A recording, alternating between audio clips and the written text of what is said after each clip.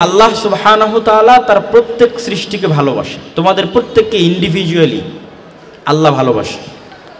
তোমার বাবা মায়ের চাইতে বেশি, তোমার টিচারের চাইতে বেশি, তোমার আত্মীয় স্বজন বন্ধু বান্ধব ফ্রেন্ড সার্কেলের চাইতে বেশি, প্রত্যেককে তোমাদের সৃষ্টিকর্তা বেশি ভালোবাসে। তাহলে সফল সেই ব্যক্তি, আল্লাহ সুবহানাহু তাআলা বলছেন যে সফল সেই যে কিয়ামতের দিন দেখবে যে তাকে জাহান্নামে নিক্ষেপ করা হচ্ছে না, বরং জান্নাতে যেতে দেওয়া হচ্ছে। তো জান্নাতে যে যেতে দেওয়া হচ্ছে এইটি হচ্ছে মানুষের জীবনের সফলতার মানদণ্ড।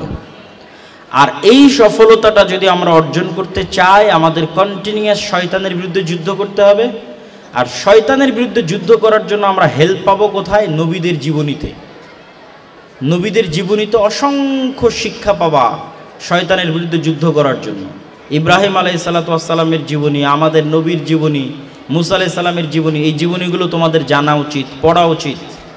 বাবা মায়ের উচিত, টিচারদের উচিত ক্লাসে আলতু ফালতু গল্প না করে মাঝে মধ্যে দুই একটা নবীদের জীবনী শোনানো। এবং আমি তোমাদেরকে আরও স্পষ্ট করে আমাদের মূল টপিকের দিকে নিয়ে যাই যে তোমরা তোমাদের লাইফে মোবাইলে যত রোল মডেল দেখো, নায়ক নায়িকা, খেলোয়াড়, সাকিব আল হাসান হোক, মাশরাফি বিন মুর্তজা হোক, আর মেসি হোক, আর রোনালদো হোক, ফুটবলের প্লেয়ার, অথবা মুভি এবং কার্টুন বা নাটকের যারা চরিত্র আছে তারা হোক, তাদের প্রত্যেকের চাইতে, সকলের চাইতে শ্রেষ্ঠকে নাম বলো? মুহাম্মদ সাল্লাল্লাহু আলাইহি ওয়াসাল্লাম। সকলের চাইতে শ্রেষ্ঠকে একটু জোরে বলো তো? মুহাম্মদ সাল্লাল্লাহু আলাইহি ওয়াসাল্লাম। এই বিশ্বাসটা যখন অন্তরে একবার গেঁথে যাবে যে পৃথিবীতে তুমি আর যাদের দেখতেছো তারা সকলেই অসম্পূর্ণ, ইনকমপ্লিট, কোথাও না কোথাও তার ত্রুটি আছে, কোথাও না কোথাও তার সমস্যা আছে। একমাত্র কমপ্লিট পারসন যিনি সকল দিক থেকে সর্বোচ্চ স্তরে আছে তিনি মুহাম্মদ সাল্লাল্লাহু আলাইহি ওয়াসাল্লাম। তো আমরা যদি শয়তানের সাথে ফাইট করতে চাই, ফেরেশতাদের মতো হতে চাই, তাহলে মুহাম্মদ সাল্লাল্লাহু আলাইহি ওয়াসাল্লামের জীবনী থেকে শিখতে হবে।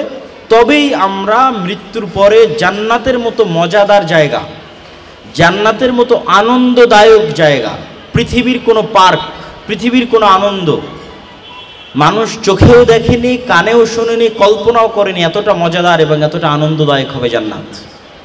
জান্নাতের মতো এরকম মজাদার এবং আনন্দদায়ক জায়গায় আমরা আমাদের মৃত্যুর পর প্রবেশ করব।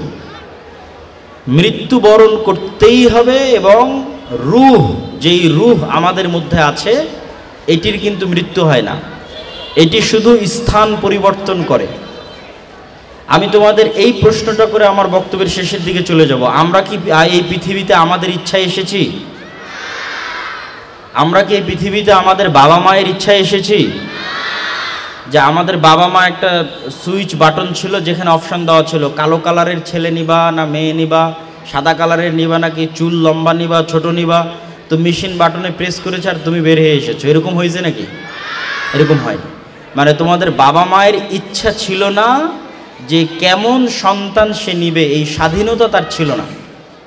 ঠিক আমাদেরকে অপশন দেওয়া হয়েছে যে আমরা একটা সুইচ বাটনে ক্লিক করলাম আর পৃথিবীতে আসলাম। এরকম মনে পড়ে তোমাদের? এরকম হয়নি। তার মানে আমাদের অনিচ্ছা সত্ত্বেও এবং বাবা মায়ের ইচ্ছার বাইরেও আমাদেরকে পৃথিবীতে পাঠিয়েছে কে? একটু জোরে বলো, কে পাঠিয়েছে? আল্লাহ।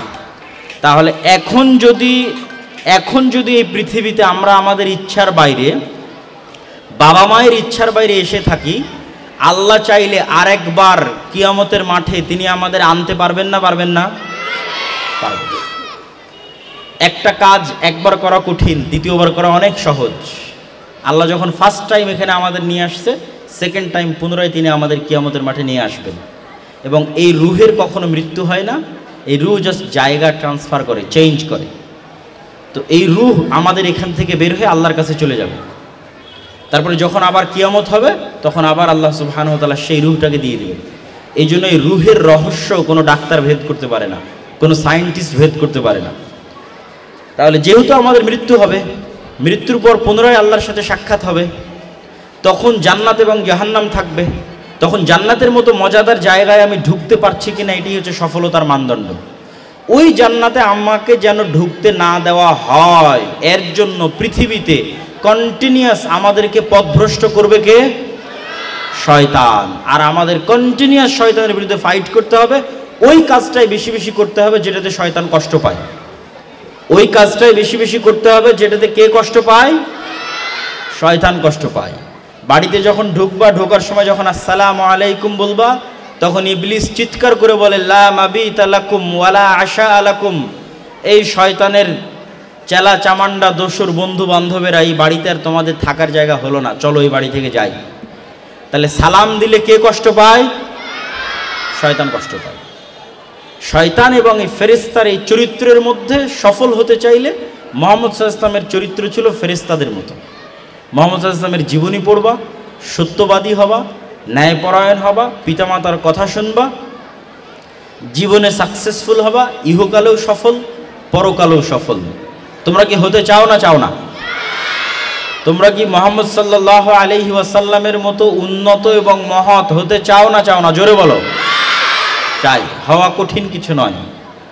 তোমরা শয়তানের বিরুদ্ধে যুদ্ধ করতে চাও না চাও না? শয়তানের বিরুদ্ধে যুদ্ধ করতে চাও। ফেরেশতাদের মতো হতে চাও না চাও না? হতে চাও।